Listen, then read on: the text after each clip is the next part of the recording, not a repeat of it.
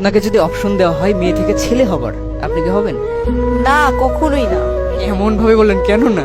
আপনি যদি আমাকে বলেন পাখি হইতে পাখি হব, বিড়াল হইতে বলে বিড়াল হব, কুকুর হইতে বলে কুকুর হব, কিন্তু আমি কখনো ছেলে হব না। কারণ দেখে আসতেছি যে ছোটবেলা থেকে ছেলেরা অনেক স্ট্রাগল করে, তাদের হচ্ছিল দায়িত্ব নিতে হয়, ফ্যামিলির দায়িত্ব নিতে হয়, তারপর আবার হচ্ছিল বিয়ের পর ওয়াইফের দায়িত্ব নিতে হয়, বাচ্চা কাচ্চার এগুলোর দায়িত্ব নিতে হয়। আর ছেলেরা হচ্ছিল যদি পড়াশোনা না করে তাদের কোনো দাম থাকে না, ভালো কোনো জব পায় না, ওরকম কিছু করতে পারে না।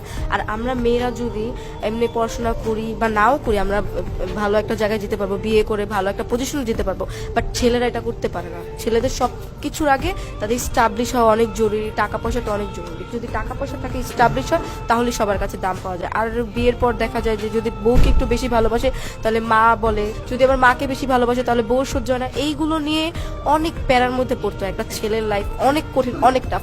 তো আমি ভাই একটা ছেলে কখনোই হতে পারবো না।